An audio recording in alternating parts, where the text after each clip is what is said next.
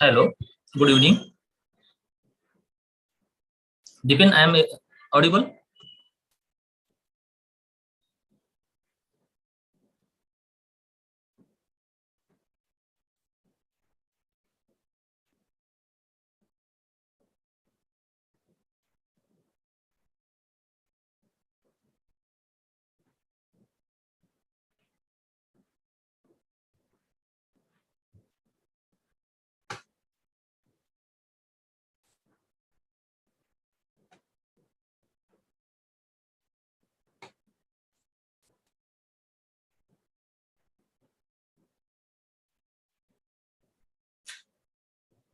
Should we start or wait for 5 minutes?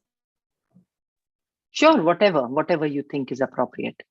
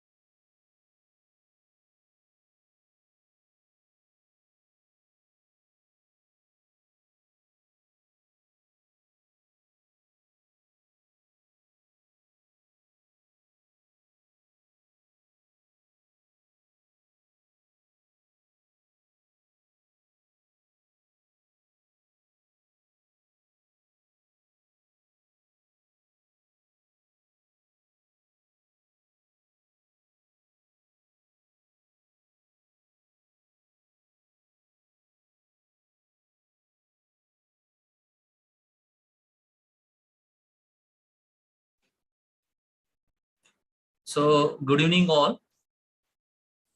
It's our case meet 30 as we planning to do this Platinum Jubilee celebration of our ISA National and Silver Jubilee celebration of ISA Nanded City branch. We are doing this weekly case meets. Everybody knows now. And today's topic is cleft lip and palate surgery, challenges and solutions. And our speaker, today's speaker, Dr. Vibhavari Naik ma'am. She is a senior consultant, onco-anesthesiologist and intensivist. Presently, ma'am at Baswatarakam Indo-American Cancer Hospital and Research Institute, Hyderabad. Madam's area of interest are pediatric anesthesia, onco-anesthesia, vascular assays, and academic. Other achievements are speaker at various national and international forums, more than 45 plus publications, plus 6 book chapters written by ma'am. IAPA Pediatric Anesthesia Fellowship Award was given. Associated with Smile Train Clip Charity, more than 18 years, and national training faculty with them. Madam was past treasurer, Indian Association of Pediatric Anesthesiologists. Even executive committee member of Asian Society of Pediatric Anesthesiologists. Runs ICA and SOAPC accredited onco anesthesia fellowship programs and DNB palliative care medicine at Basavatarkam, and presently editor at ISA Hyderabad. So, ma'am, very much welcome on this evening. Screen is yours now. Sure. Thank you. A very good evening to everybody. Thank you, Dr. Sachin, Dr. Kotkar, and the entire ISA Nanded team for inviting me here today to talk on a topic that's very close to my heart, and that is cleft lip and palate surgery, anesthesia for these children. I bring greetings from Basavatarkam Indo-American Cancer Hospital and Research Institute, Hyderabad. Is my slide moving, Dr. Sachin? Yes, ma'am. Yeah, right. I always find being an anesthetist for a plastic surgeon is the most challenging job because the area that they work is extremely diverse. And particularly if you're anesthetizing a small child with a cleft, it is even more challenging. And today we are going to discuss some of the challenges and some of the solutions that I have kind of encountered, and I will be sharing it with all of you. I wish to mention Smile Train, which is a global cleft charity organization. Smile Train India alone runs more than 150 centers across India and has sponsored more than 1.2 million surgeries. It's my privilege to be attached with them for more than 18 years now. Our Smile Train Center is a tertiary level Smile Train Center, which allows complicated cases to be operated. And I've also been involved in training teams in cleft care and have been conducting workshops for Smile Train. I have also volunteered to work for Lifeline Express, which is the hospital on train, and anesthetized a few cleft cases there, where I could get experience of working in lesser resourced situations. So I hope my combination of working in an institute, a tertiary care center, as well as working at low resource center will help put some thoughts across, which hopefully should be helpful for a few of you at least. Now, let's begin with a hypothetical case. This 9-month-old baby with cleft lip and palate coming for repair. How do we proceed? Before I really go into the nitty-gritties of managing this patient, let me just put forth the magnitude of the problem. In India, a child for every 800 live births is born with clefts. And these clefts can be different types. I'm not going to go into the classification, but it can be either a cleft lip or a cleft palate or a combined cleft lip and palate. And it can be unilateral or it can be bilateral. A bilateral cleft lip and palate together can have this sort of facies where there is a premaxilla which juts out, and this can further increase the difficulty in managing these children. Also, there could be clefts associated with other facial anomalies, and particularly this patient with bilateral facial cleft. Now, what is the right time to operate? I'm sure rule of 10 has been described in books and is a very typical question to be asked for postgraduates. But for practical purposes, cleft lip can be operated as early as after birth within the first week, though most of the plastic surgeons in our country would operate cleft lip at 3 months. And this is because the Indian Society of Cleft Lip, Palate and Craniofacial Anomalies provides guidelines where it says that it is safest to operate 3 months and beyond the cleft lip. In our institute, because we are a Smile Train center, Smile Train wants us to operate a child only when the child is 5 kgs and beyond. Cleft palate is operated at a little older age, probably 8 to 9 months. My hospital, we prefer to do a total correction. That is operating the lip and the palate in the same sitting. And we would usually do it beyond 9 or 10 months. and make sure that the child is at least 8 kgs. Now, these children have to undergo multiple procedures after their primary repair. And that could be palatoplasties, VPI corrections, cleft lip and nose deformities, alveolar bone grafts, and so on. And hence, it's important that we as anesthesiologists play an important role in the journey of this child and their parent so that this journey is much more smoother for them. Now, coming back to the topic, what are the challenges in preoperative evaluation of these children?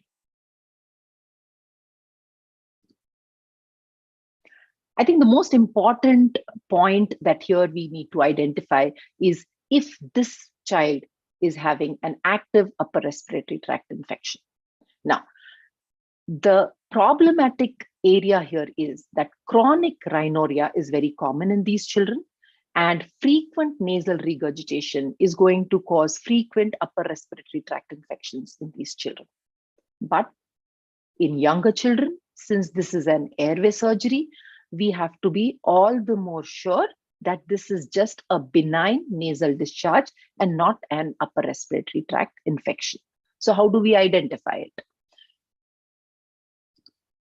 If the secretions look purulent, if in the last 5 days there's history of fever, cough, if the counts are raised, and if there are lower respiratory tract signs, then you have to avoid operating this child. You need to correlate it with labs, and I'm going to come to it a bit later. You have to start antibiotics if you're suspecting it to be bacterial. If it's viral, you can just wait it over for 2 weeks and get the child back again for surgery. Now, airway evaluation is yet another very important aspect, and identifying a difficult airway in a pediatric patient is challenging. So let me just go through what are the pointers that could tell us that this airway is going to be difficult. In the history, if there's difficulty of breathing at birth, if there have been obstructive sounds during sleep, if the child was nursed in prone position or is still being nursed in prone position, these are the pointers that this could be a difficult airway. And of course, facial features. Facial features of various syndromes, like there could be frontal bossing, there could be hypertelorism, that is the both eyes are farther away, as in this child. Here there is gross facial asymmetry, and sometimes the facial features are extremely subtle, like in this child where there is just a mild retrognathia, but the child does have large tongue and does get nursed in prone position. So it's very important. It's not just the looks, but it is based on the history that you take from the parents that will help you identify a child with a difficult airway. Malampatti scoring definitely is not useful in very young children. So what should be followed? There is a score that has been devised to identify difficult children, particularly the syndromic children, to identify the difficult airway, and that is called as the COPUR score. And COPUR stands for Colorado Pediatric Airway Score. It has got 5 components: by looking at the chin, by assessing how much the mouth can open, if there is a previous history of difficult intubation or a history of snoring, as I just mentioned, how much part of the soft palate or uvula is visible, and the range of neck movement. There are some additional points that have been given if the tongue is large size, if the child is obese, or there is associated mucopolysaccharidosis. A score more than 8 would qualify for difficult airway. There are specific features in cleft children that could make the airway difficult. And these are, if the child has isolated cleft palate, because isolated cleft palate is commonly associated with a syndromic child. If the cleft palate is wide, if the child is younger than 6 months, if the weight of the child is less than 6 kgs, and if there is bilateral cleft with premaxilla, And of the various syndromes, if there is retrognathia or if there is short neck. So various studies, retrospective studies have shown that if there are these parameters, one could anticipate difficulty in airway management. This was an interesting child that we had. As you can see, the tongue is extremely large, but you can actually look at the epiglottis that is jutting out there. So almost like a Malampatti grade 0.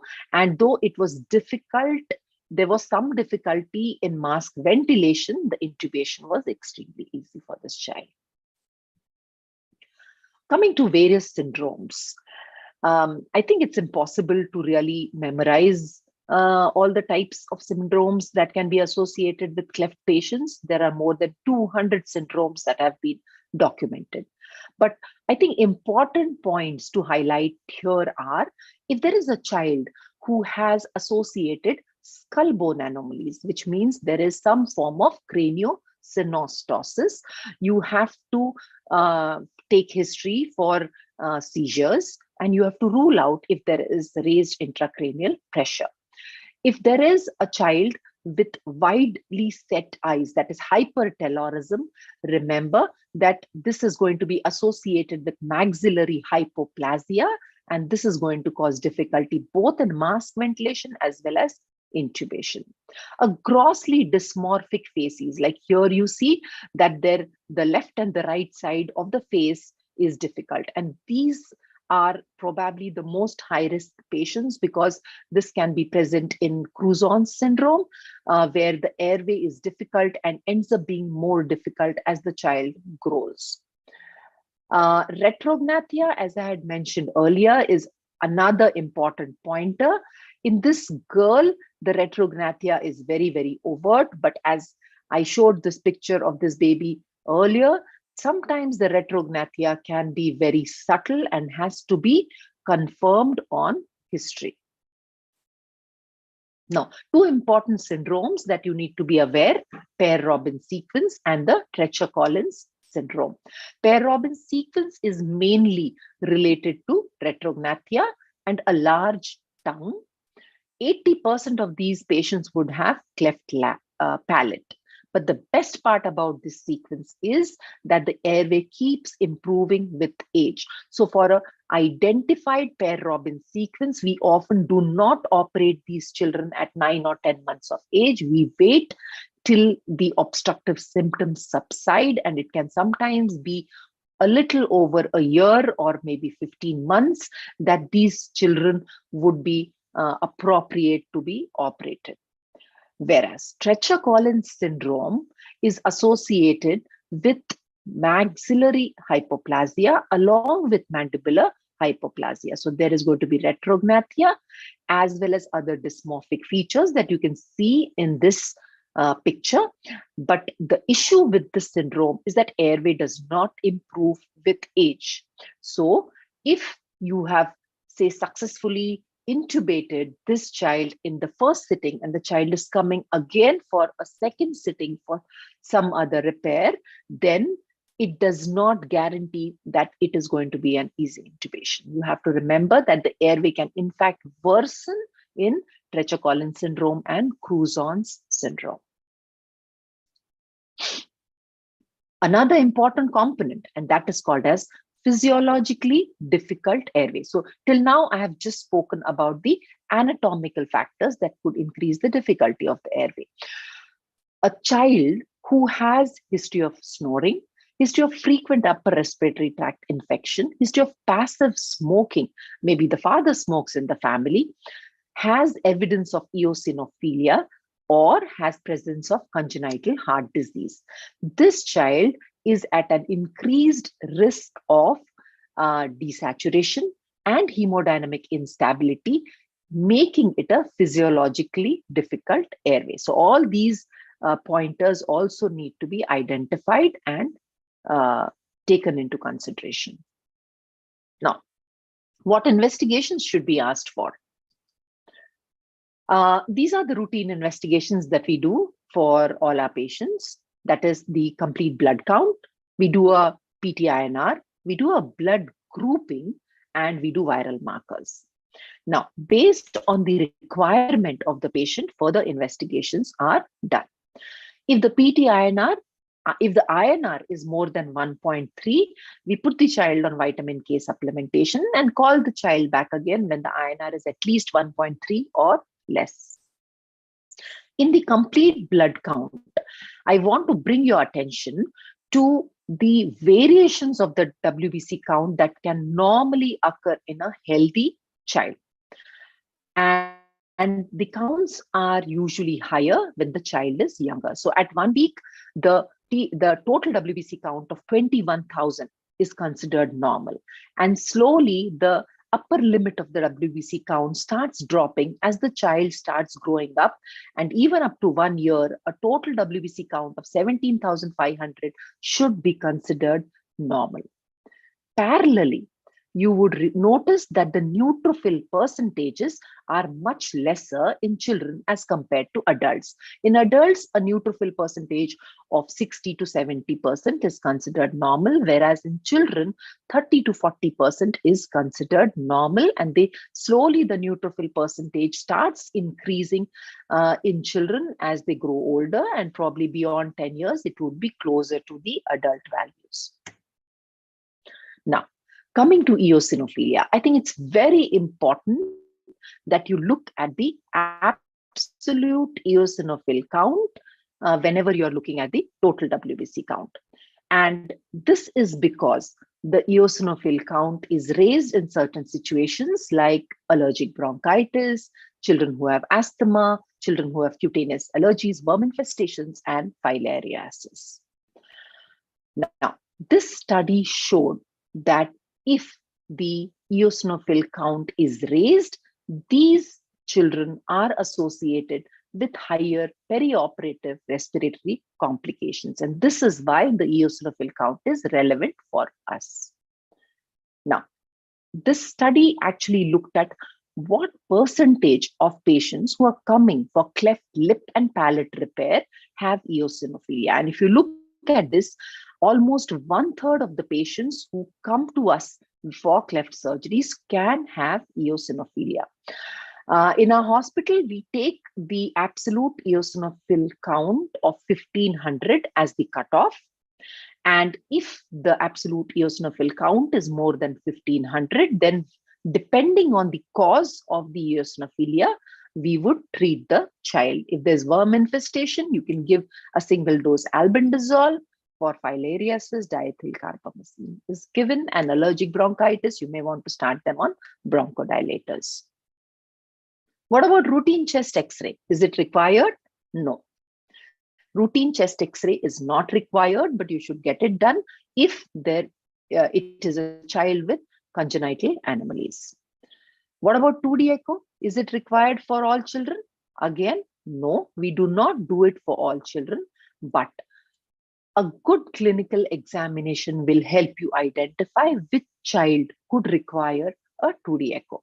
So if in history there are episodes of cyanosis, failure to thrive, the child gets tired soon, or keeps stopping while the child is drinking milk in very young children, if there is presence of either pansystolic or a diastolic murmur, if the murmur is a little louder and has systolic click, then there is a possibility that there could be associated cardiac anomalies and you need to get a 2D echo on this child. The prevalence of congenital heart disease in non-syndromic cleft lip and palate, as per this systematic review, is about 7%, and different studies would put it at a range of 7 to 15%. But if you look here, it's the highest in children with isolated cleft palate, which means if you have a child with an isolated cleft palate, it is important not just that you rule out other congenital anomalies, but also try and rule out congenital heart disease in these children. Now, what is the anesthetic technique that you're going to use? Now, here, let me confess that there are many ways to manage these children safely perioperatively, and it entirely depends on what you are comfortable in doing, what your team is geared to handle, what kind of setup you're working in, and what are your backups. I'm sure there are many who are listening here and have their own styles of anesthetizing their children. I would really like to hear them out and talk about it in the Q&A session in the end. But what I thought I'll take you through is what we follow. Pre-medication. Is pre-medication really required for all children? Maybe not. If a child is less than 6 months, you really do not need to pre-medicate the child. Just keep the child warm and cuddle the child, and you can kind of get the child inside the theater. If the child has, if you're anticipating difficult airway or the child has some obstructive symptoms, again, be extremely careful while you pre-medicate this child. Children between the age group of say 6 to 9 months to up to 3 years are possibly the most difficult to kind of take inside. And this is the age group where we actually pre-medicate. And the most commonly used pre-medication by us is triclophos or the chloral hydrate syrup. The syrup is sweet, well tolerated, and we give it in a dose of 100 milligrams per kg. It takes about half an hour to 40 minutes to act. If you're looking for a little faster induction, midazolam syrup or dexmedetomidine, either oral or intranasal, can be given. Midazolam is not available now, and I haven't been using it for some time. But dexmedetomidine, especially intranasally, really works quickly, maybe in 15-20 minutes, if you think that the child is still not sedated. And for a very combative child who's just thrashing around, maybe IM ketamine can be used, but it's been a while that I have used IM ketamine now. I think the best way is to get the children involved in whatever they like to do. Like if you look at this picture, mobile phones, they are their best buddies. They can even leave their parents if they have their favorite YouTube video going on their mobile phone. So that's what we like to do in our hospital. We kind of show them their favorite YouTube videos. We get into a conversation. We see if we can put an IV line for a child that is a little older. If the child is between the age group that I said, between 6 to 9 months to 3 years, we prefer to take them inside and do an inhalational induction and put an IV line. So again, as I do an inhalational induction for this child, I'm showing their favorite video to them so that they can keep watching the video as they breathe in through the mask, sevoflurane going on, and you can see how slowly as they watch their video, they kind of fall off to sleep, and then we are ready to put an IV line on these children. A word of caution, make sure that these children are not over fasted, because if you're going to put an IV line under inhalational induction and the child has been fasting for long hours, the veins are going to be collapsed. The veins are going to be collapsed. You are given full dose of sevoflurane. Again, the veins are going to be collapsed. So it's going to be a little difficult. So make sure you adhere to the fasting guidelines. You give the child clear oral liquids about 2 to 3 hours before you take the child inside, maybe a Glucon-D solution or something, so that the veins are filled well. Another way of doing things for little older children is to use the Prylox Cream. And you can put the Prylox Cream, and as I showed earlier, you can show them their favorite YouTube video while you cannulate this child. If the venous access is difficult, some of the gadgets that are available are the infrared, it's called as the view, I think I just forgot. I forgot the name, but this is what is a vein view. The vein view is available, which uses infrared technology, or you can use trans illumination to highlight the veins. So this is how you would put an IV access for a very young child. Look at the way I'm holding the hand. So the first finger is actually trying to create pressure, while the remaining fingers, especially the thumb, is stretching the skin to make the skin taut. This is the way you squeeze the hand so that the vein becomes prominent. And I like to take a nick so that the cannula goes in smoothly. And once you puncture the vein, you would see a backflow there. And then you have to make sure you thread it in properly. So this is one of the techniques that the vein can be cannulated in very small children. Sometimes the veins can be difficult, a little older children, because of multiple surgeries that they undergo. And we fortunately have an ultrasound machine, which we use. We use the linear probe, the hockey stick probe, and here you can see the cannula that is coming inside the vein. The moment you see the white dot coming in the vein, you're going to get a back flow there, confirm that the backflow is good, and then you can thread the cannula inside. Now, coming back to the most important and the most challenging part in these children, and that is airway management. The most common method of securing the airway in these children is using the South Pole or the RAE tube.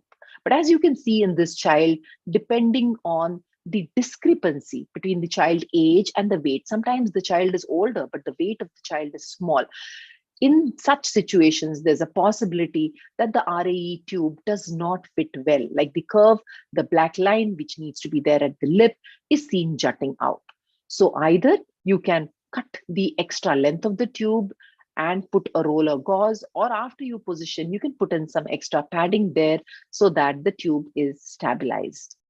Micro cuff tubes are available, and the advantage with them is that the cuff position lies more distally, so it stays away from the point of the narrowest part of the pediatric airway, that is the subcricoid area. There are other ways to secure the airway in these children, and some centers, I know my friends are using the flexometallic tube in these children, but I have no experience with these tubes. We have occasionally used a supraglottic airway. You can see the igel sitting there, and these are typically used for incomplete cleft lips where, the alveolar margin is not going to be touched. So supraglottic airway can be safely used in this group, but definitely the surgeon is going to find it difficult because it's just sitting in the way. So a flexometallic LMA can be better adapted to these situations. Now, selecting the correct tube size.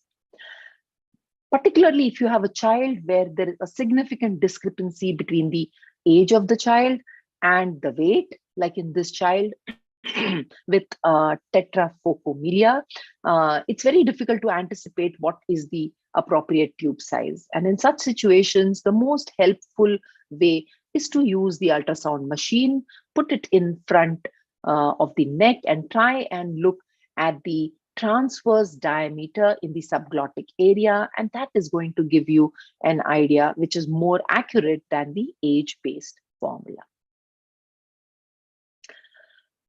For intubating, you can either use the routine Macintosh blade or you can use the Miller's blade.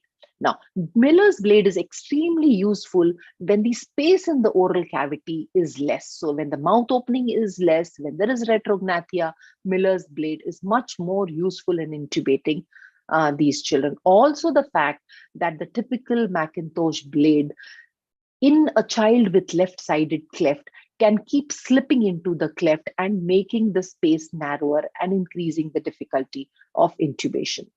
Special blades that are available, like this, Dr. Dhulkade had devised a wider flange for this blade, but I have no experience in using this. What we prefer doing in our setup is to just tuck in a rolled gauze in the cleft so that it provides support as well as minimizes the trauma to the mucosa there. There are many video laryngoscopes, and I'm sure a few of you already have and are using video laryngoscopes. It is important that if you're managing children, you also look for video laryngoscopes that have pediatric blades, and video assisted intubations really improves the safety and efficacy in intubating these groups. If you're using a blade that is hyperangulated, remember that even though you're using an RAE tube which is curved, it may sometimes not reach very anteriorly, and you may require either a stillet or a bougie to be put in the tube so that it is bent anteriorly. And this is a video that I have to show you.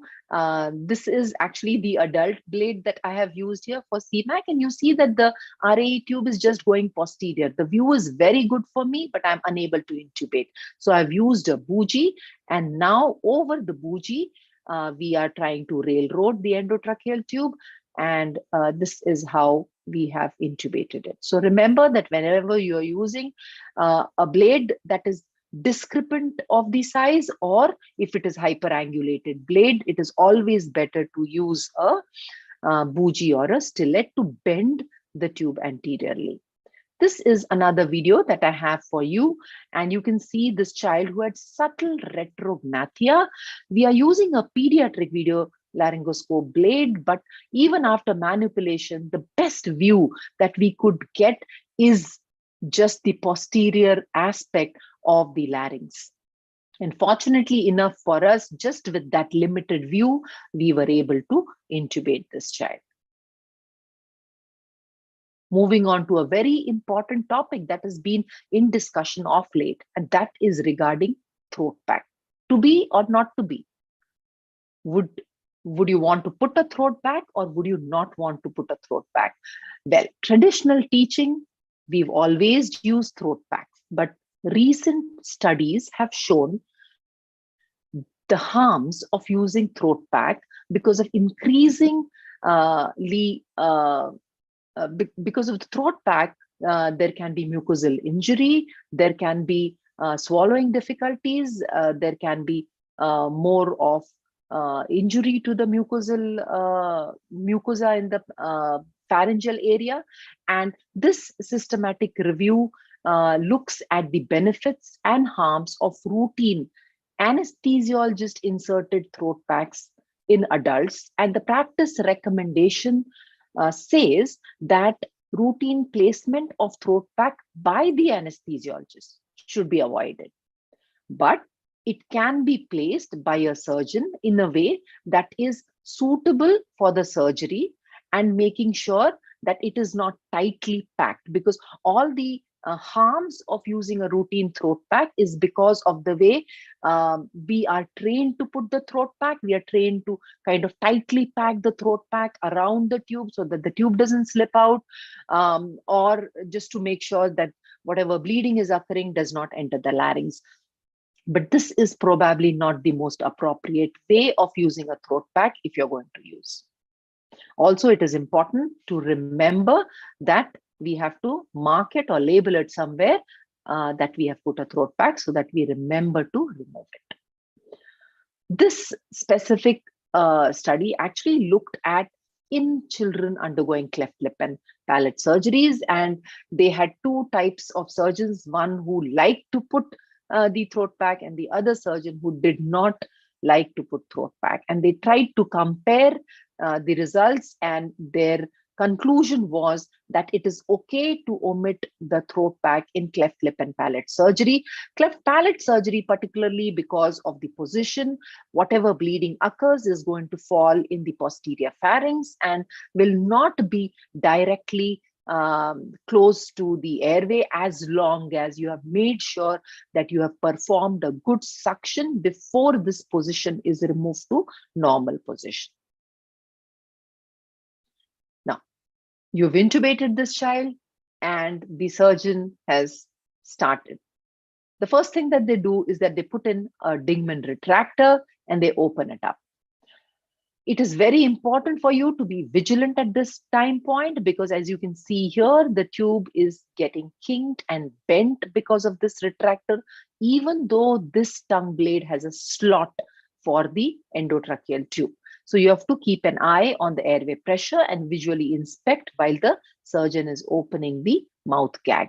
One of the ways that we found useful is that we use this needle cap as a spacer between the tongue blade and the lower alveolus, so that it just lifts the tongue blade a little away from the tube, so that it reduces the pressure, direct pressure on the tube. Now is the time for the surgeon to infiltrate adrenaline. How much adrenaline would you allow your surgeon to infiltrate? There has been incidences where inadvertent intravascular injection of adrenaline or a high dose of adrenaline infiltration has led to supraventricular tachycardias or acute heart failure in these children. So you have to be vigilant. You have to calculate the amount of adrenaline that you can allow your surgeon. The dilution, you have to make sure that they make 1 in 2 lakh dilution, that is in 200 ml of normal saline in a bowl. They can add 1 ampule of adrenaline, and depending on the volatile agent that you are using, you can allow a maximum dose of say up to 4.5 micrograms per kg with isoflurane or 10 microgram per kg with sevoflurane. If you're using halothane, then the maximum dose of adrenaline is much lower, and that is 1.5 microgram per kg. Such a tachycardia, if it occurs, it's usually self-resolving. Put 100% oxygen and keep monitoring the patient. You can give a small dose of fentanyl to increase the depth, a little bit of propofol that will help you get the heart rate and the blood pressure down. If it still does not resolve, then any beta blocker, either an esmolol or a small dose of metoprolol can be given to get the heart rate and the blood pressure down. Now, as you plan, you have to take into consideration the perioperative analgesia for these children. So what are the options that are available? If cleft lip is being operated, infraorbital block can be given, and there are 2 ways of doing it. Either it can be given transmucosal.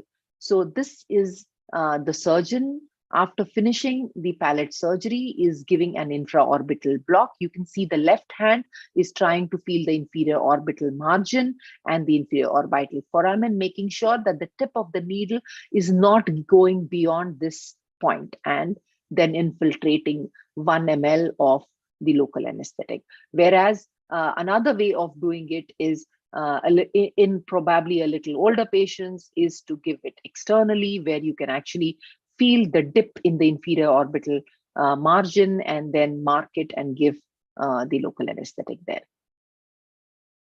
There is very good quality evidence that infraorbital block is very useful in reducing the post-operative pain in these children.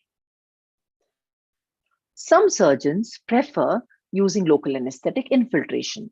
So they can either use 1% lignocaine with adrenaline, so both the adrenaline infiltration as well as local anesthetic is covered up, or if they are wanting to give the adrenaline infiltration separately, then bupivacaine or ropivacaine can be used in the toxic limits. Palatal nerve block has also been described.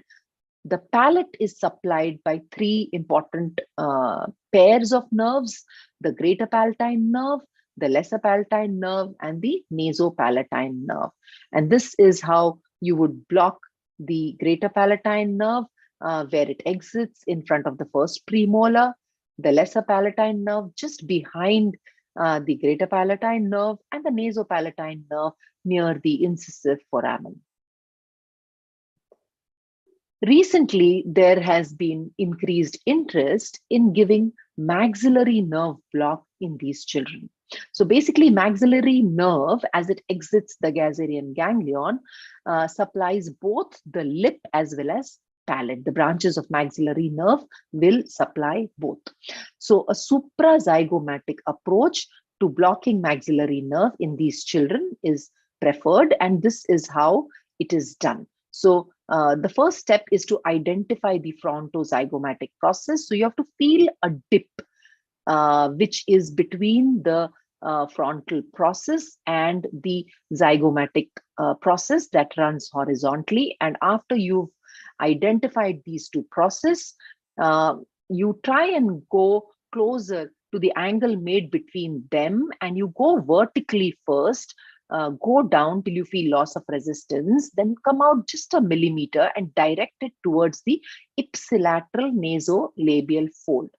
Aspirate well, making sure that there is no blood coming, because maxillary artery is in very close proximity in this location, and you have to make sure that you haven't injured any vessel. So 0.15 ml per kg of bupivacaine or ropivacaine can be given bilaterally. And if you want, you can add a small adjuvant like dexmedetomidine in the dose of 0.5 microgram per kg to improve the duration of analgesia. So now finally, you're going to ask me, you told us so many different types of blocks, and what should be done? What do you want to do? So I think the solution is with the team. It depends on what your surgeon is comfortable and what you are comfortable in doing.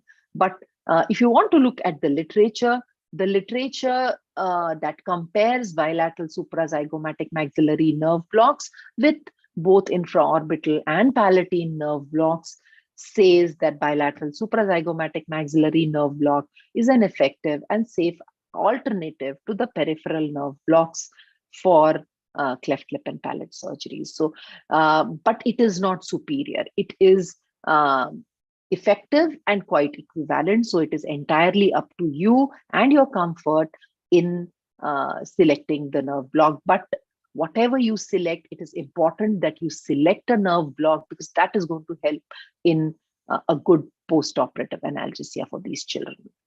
I definitely wanted to mention about the IV fluids. I'm sure most of you are not using Isolite P, but if there is anyone who's using Isolite P, I think it is important to stop using Isolite P in smaller children. For younger children, you can make 1% DRL that is made by adding 20 mils of 25% dextrose to 480 ml of RL bottle, and older children can receive only Rigvalactate.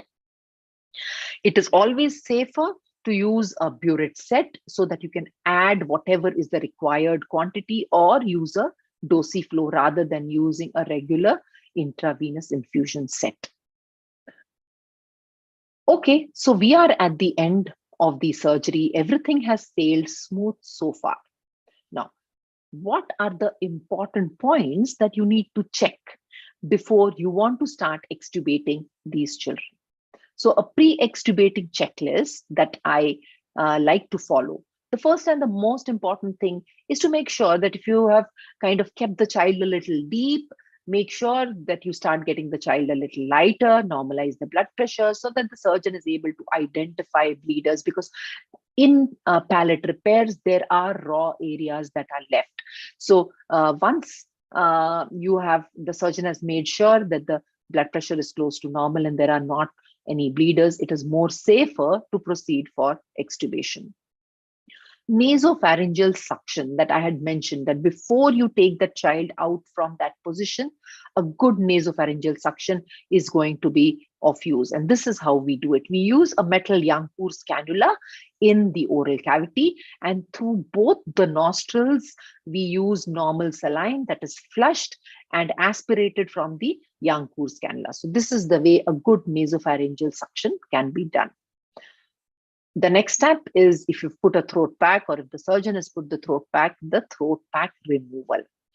If the throat pack is being removed, let it be removed while the gag is still in place and partly it is relaxed, so that the gag blade is actually going to provide a support for the endotracheal tube. Otherwise, if somebody just quickly pulls the throat pack, there is a possibility that the tube can slip out. So this is a useful way of removing a throat pack. Also, while the retractor is being removed, look at the way the forceps is used to hold the endotracheal tube while the retractor is coming out. Again, this is a way to stabilize the endotracheal tube so that the tube does not get displaced when this retractor is being removed. And then making sure that there is adequate reversal of the neuromuscular blockade, and either extubating the child in a lateral position, especially if the child is small, is very helpful. If you are anticipating post-operative airway obstruction, the two useful techniques are, first is using a nasopharyngeal airway, and A simple uncuffed endotracheal tube is can be used as a nasopharyngeal airway. The tube size can be similar or maybe just one size smaller. Once you put it under vision, where the tip, do not put it blindly, put it under vision before your gag is removed so that you can see where the tip is exactly lying. And then you can actually cut this endotracheal tube and get the connector put back in again. The another useful maneuver is to do a tongue stitch. But the tongue stitch that we like to do is a deeper tongue stitch. So you see that the tongue is actually pulled out. This child had a very big tongue, and a deeper tongue stitch is taken on the posterior aspect of the tongue because that is the part that is actually going to fall in the pharynx and obstruct the airway. So a deeper tongue stitch is much more useful than a superficial tongue stitch. But please remember that tongue stitch and nasopharyngeal airway are not required in all the cases because they have their own problems. Nasopharyngeal airway can get blocked because of the secretions, and you may have to keep putting saline drops so that the secretions don't thicken and crust inside.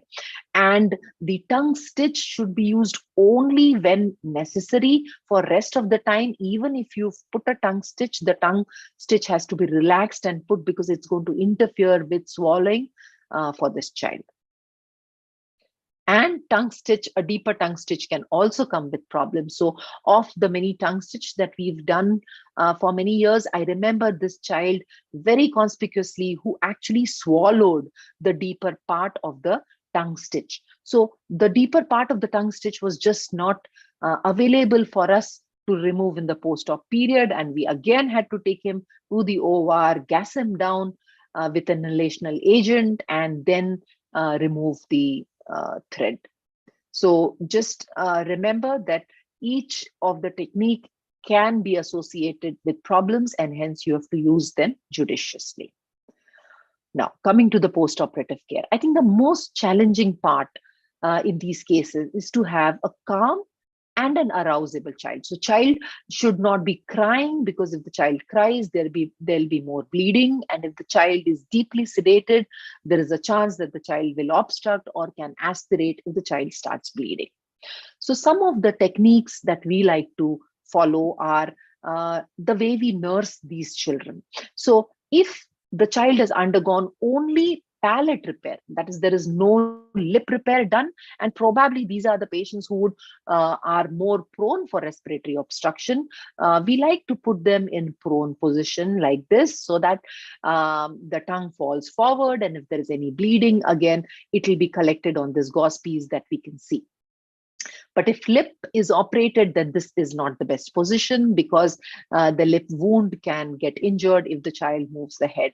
And in that situation, probably these two are more comfortable positions, putting the child lateral on the mother's lap, or the mother can hold it on her shoulder in such a way that the head is tilted down and the secretions are coming outside.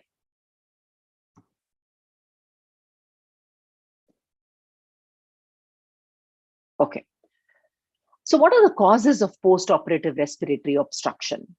The most important cause is that palate gets lengthened, or if the surgeon has done either a pharyngeal flap or a tongue flap, these are the reasons why these children can have post-operative respiratory obstruction. Another reason could be hematoma. So if you look at this child, there's a big hematoma sitting in the palate, and that is causing all this swelling and is causing difficulty in breathing for this child. This child needs to be taken up for surgery again. Also, there can be edema. Edema can be laryngeal edema, or there can be tongue edema. There are reports of tongue edema because of long duration of gag placement, and one needs to remind the surgeon to loosen the gag if the gag has been placed for more than 90 minutes so that the blood flow to the tongue improves and it will not end up with tongue edema. The best drug, the wonder drug for these children is dexamethasone. Dexamethasone should be used as prophylaxis for all children undergoing cleft lip and palate surgeries. We prefer to use only a single dose that is 0.15 milligram per kg at the beginning of surgery. It not just helps in providing multimodal analgesia, it helps in reducing the airway edema and also helps in reducing nausea and vomiting in these children. In certain scenarios where it has been a wide palate, you are anticipating a lot of palatal edema, you may want to repeat 2 more doses of dexamethasone for the first 24 hours. The high flow nasal oxygen has been a big thing for the COVID times, and there are many centers who have high flow nasal oxygen available.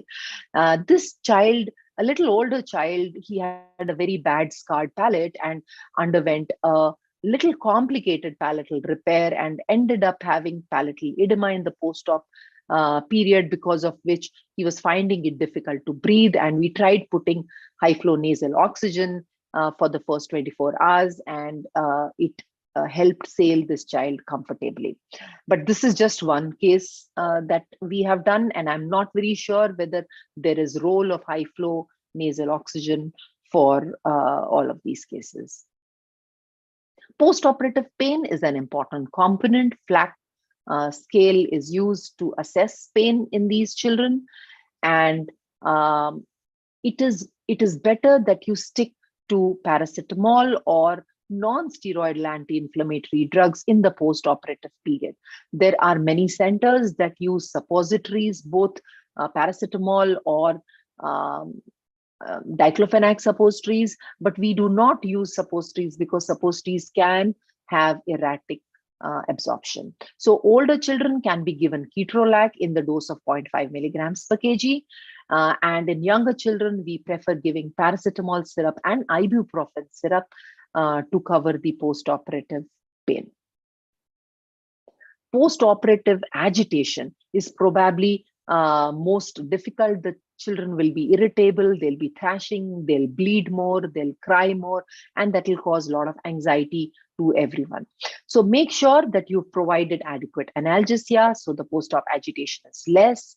Having a mother console the child, I feel, is very, very useful in keeping the child calm. And beyond that, if anything is required, I have found Xylophone useful. I use it in the dose of 1 milligram per kg, diluted up to 5 ml, and that just helps put the child to a little bit of sleep without really obstructing the airway. Dexmedetomidine can also be used, but if you are giving it in the post-operative period, make sure you are monitoring for the next half an hour or so. The dose has to be given over 15 to 20 minutes. Another useful technique is using TIVA. TIVA has been associated with reduced post-operative agitation. There are just a couple of patients where we've tried using TIVA. So I have this video where we've connected the BIS monitor for this child. And as you can see that there is no inhalational anesthetic that is going on. And we are using the PCI pump to anesthetize this child with TIVA. So TIVA has specific indications, and that's where it can be used, but most of these children we give inhalational anesthesia. Post-operative feeding, try and feed while after the child are awake, usually 2 to 3 hours is when we start feeding our children. The first feed is an assisted feed. We give clear liquids, and milk can be started after 4 hours. If you think that child is not taking adequate orals, we write them up for IV fluids overnight. So when do you really want to send this child to what? The child should be alert, playful. You should be happy with the vitals. The pain control should look adequate. There should not be active bleeding. The child should have tolerated orals and should have passed urine. We do not send any routine post-operative investigations, but in case you think that the child has bled a little more, a post-operative hemoglobin can be sent.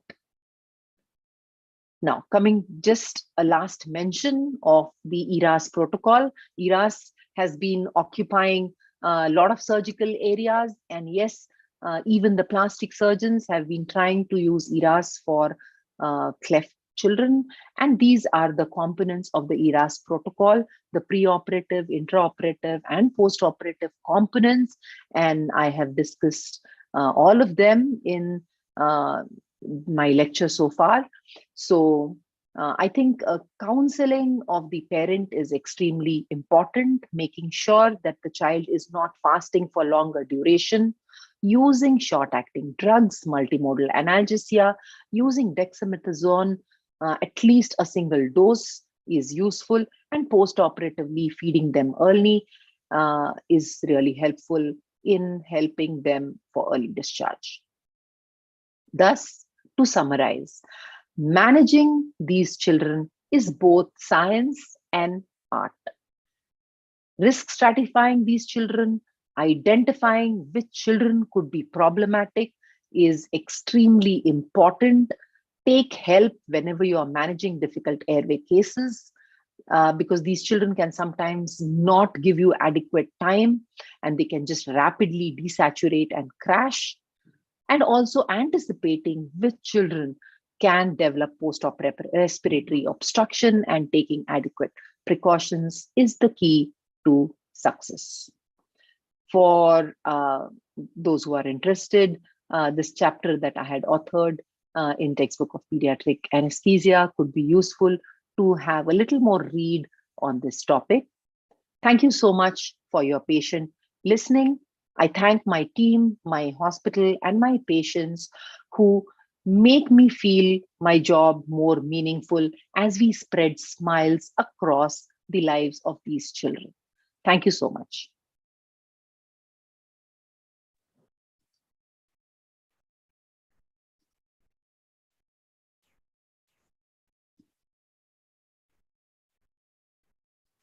Thank you, ma'am.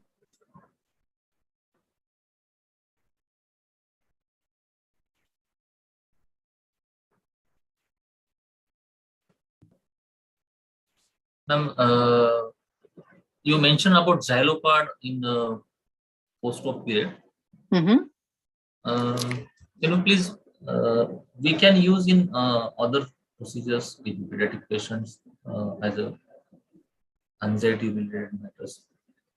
Yeah, so it can be used in other population also. In fact, it is quite useful in airway procedures, even in adults, is what I've found. Because I work in a cancer hospital, if somebody has had, say, tongue or a buccal mucosal lesion excision, and they are irritable in the early post-op period, Xylophone will actually suppress the airway reflexes sufficiently so that they don't become irritable, and also preserves the cough reflex. So it's a good balance between having a little calmer child or a little calmer patient without actually increasing the risk of aspiration. Now, one question from Dr. Veena Asthana, ma'am. She is asking any USG guided parameter to assess difficult airway. So actually, such small children, I don't think there are enough parameters that have been assessed. There are a lot of parameters for difficult airway assessment that have been described for adults.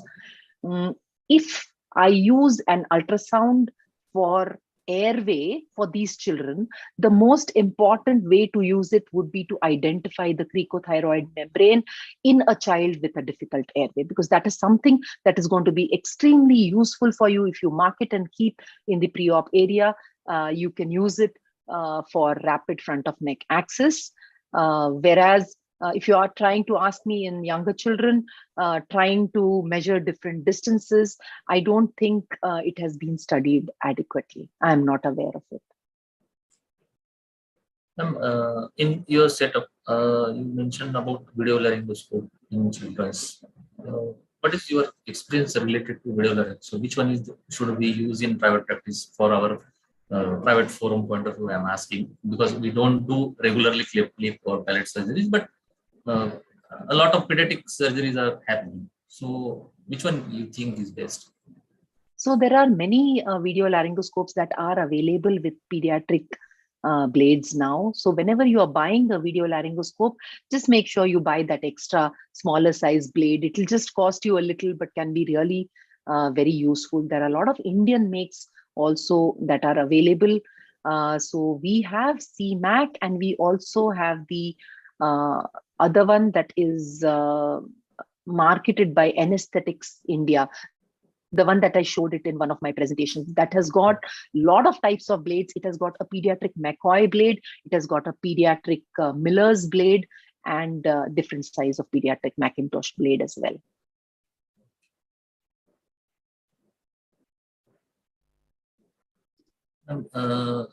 Dr. Naresh Paliwal is asking, what about combination of Dexkit in children's? So a lot of combinations with ketamine and with dexmedetomidine and propofol have been used in various combinations. If you're planning TIVA, my use of ketamine is really very, very limited. I do not use ketamine for these children, particularly because I feel that it can actually increase the airway secretions and may add to the agitation. I'm not very sure. I don't use much of ketamine. The only place where I would really use ketamine is for a child where I've tried pre-medicating and the child has still not slept and just refuses to get engaged in a conversation and refuses to come inside the operation theater. Or somebody who is probably not, is slightly mentally challenged, unable to really understand and communicate with you. So those are the situations where we've used intramuscular ketamine. But yes, these combinations have been used. There is literature on them, and I'm sure people who are using it would really be able to share their experience and tell us how it is.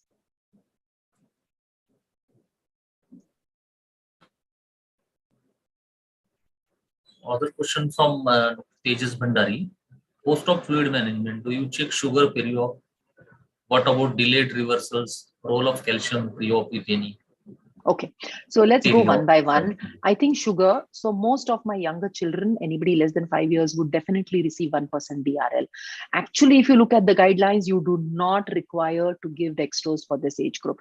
You really need to give dextrose only when the child is much younger, probably lesser than 3 months or so. But in our institute, the practice is to use 1% dextrose ringer lactate for all children less than 5 years, and anybody older than that, we would just connect ringers lactate.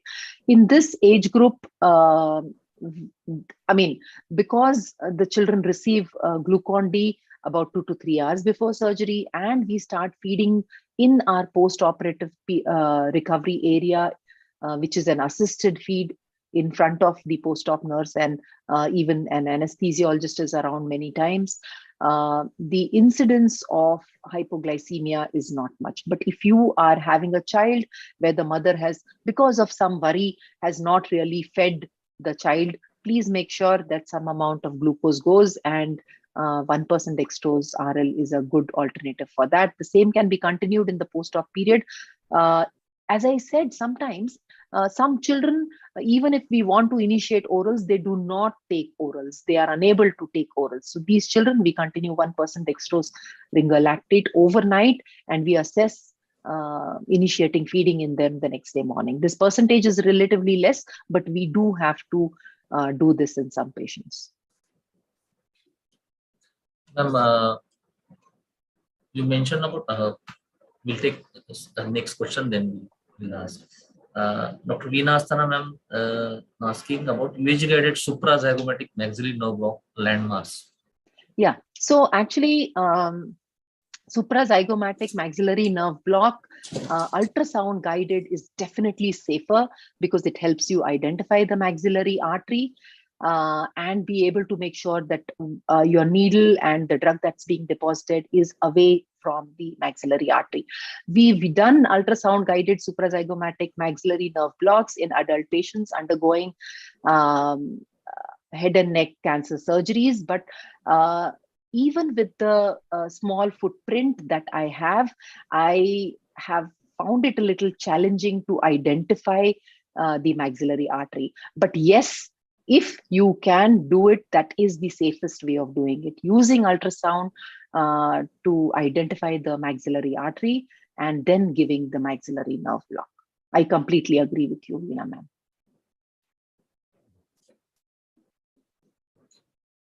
So another anonymous attendee is asking how to use Xylophone as a local anesthetist or IV. So I think the most important thing is use only Xylocard. Please do not use Xylocaine. Yes. Use Xylocard and use it in the dose of 1 milligram per kg. I usually like to dilute it up to 5 ml and then give it. And within a minute or so, the child would become calmer and may start falling off to sleep, or at least would definitely become calmer. With this, any monitoring needed, ma'am, in children? No, it doesn't cause respiratory depression. And I think that is something that I really like about it. Dexmedetomidine is also good, as I said, 0.5 micrograms per kg, but it needs to be given over 15 to 20 minutes. So we would add it on a, it's a little challenging to give it in a child who's really crying a lot, because the best way of giving it over 15 to 20 minutes is adding it in a burette set. But somebody has to keep holding that hand and the burette to make sure that it is going. If you give dexmedetomidine very rapidly, you should be monitoring the heart rate, because that can sometimes reduce the heart rate. Respiration, it does not really affect much, but yeah, Xylocard is much, much safer than dexmedetomidine in terms of respiratory rate depression also.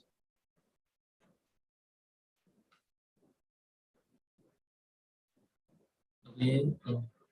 Dr. Tejas is asking, is intranasal preparation of Dexmed available, or IV Dexmed used in syringe and given intranasal? That one ampule of dexmedetomidine that is available has been used through all the routes by so many people. And yes, there is no intranasal dexmedetomidine that's available. We dilute it up. And the advantage is that you can make it a little concentrated just to try and use how much you want to use it for children, so that the number of drops are reduced. And I think that is one advantage that I feel in children who've not slept with routine sedation, that you just trickle a couple of drops. You calculate 3 mics per kg. Probably if you look into the literature, they would say 2 mics per kg, but we have done a study where we've used 3 mics per kg, and within 15 to 20 minutes, the child will become calm, comfortable, will not really go as deep a sleep as triclophos, that is the chloral hydrate solution that we use, but it is very good for separation and steel inhalational induction.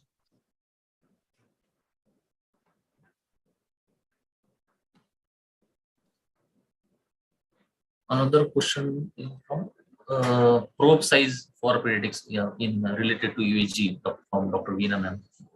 Okay, so there is a hockey stick probe that is available that I actually showed in one of my videos that we use for pediatric peripheral lines, pediatric central lines. So a pediatric hockey stick probe is very useful. And I remembered that she had asked me the landmarks. So you feel for the zygomatic arch, and just above the zygomatic arch, you'll keep the probe tilting towards trying to to look behind the zygomatic arch, and then you would usually see a trough-like depression and a maxillary artery which is pulsating. You can throw in some color there, and you can see the maxillary artery pulsating.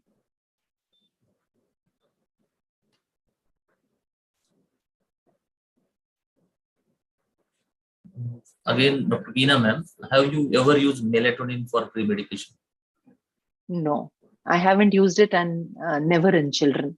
One of my colleagues had used it, the melatonin tablets, as pre-medication, and tried to look at post-op awakening and the irritability, but I haven't used it ever in children. Ma'am, Dr. Tejas is asking delayed reversal, the role of calcium I'm in so drop. sorry, I missed his Yes. other 2 questions. So I think delayed reversal can occur if you've been overzealous in giving muscle relaxant, or sometimes the surgeon just makes you jittery. It's like, oh, the child has started swallowing, or they want to kind of they give some open up the gag a little more, which is much more painful stimulus, and you think the child has moved and you would want to give. So it is safer to use atracurium. I'm sure many of you are using atracurium for such small kids. And make sure you wait it out. You wait it out for at least half an hour, 40 minutes before you attempt reversing. So continue your inhalational agent so that the child doesn't come out and there is no incomplete reversal. To identify if there is incomplete neuromuscular blockade, using a neuromuscular monitoring is extremely useful. We have neuromuscular monitoring devices with us. And if there is any doubt, you have to look at the TOF ratio. See, earlier teaching was we looked at the TOF counts, but recent literature says that TOF counts are inadequate. You need to look at the TOF ratios, and a TOF ratio of, recently they say 0.9 is what is required to make sure that the patient is able to maintain the airway. So 0.8 and above of TOF ratio will help you identify whether this patient is ready for extubation or not. Till the patient is not ready for extubation, we think that inhalational agent is, if we cut off the inhalational agent, the patient is going to wake up and start breathing in incomplete reversals. But if it is because of neuromuscular blockade, make sure that the neuromuscular blockade has received adequate time for wearing off and reversal before you awaken the child, because otherwise you will end up with inadequate reversal, which is very difficult to manage post-operatively in these patients. And the second thing he asked was the calcium. Yes.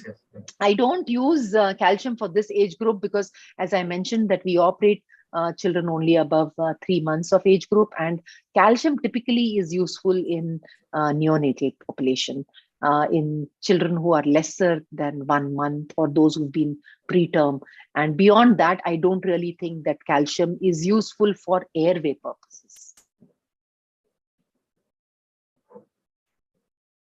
Ma'am, you mentioned about Smile Train, and you work in train OTs. How's your experience in Aswatarkam OTs and train OTs? There is a lot of difference, and that's where the challenges lie. And that's why I really am impressed by people who work in low resource settings and are still able to manage these patients safely and provide safe perioperative care. I'm really impressed by people who do that. So different ways that I know that my friends share is that sometimes just lip procedures, they would just do it under IV ketamine, where the surgeon is careful enough not to let the bleeding get soaked. I know some people do not would not even secure the airway, which I am very, very scared of. I would definitely put in a supraglottic airway if I want the surgeon to do anything around the lip. I think that is one take-home message that I want to give across, that never leave the airway unattended to. At least a supraglottic airway should be used in these type of cases.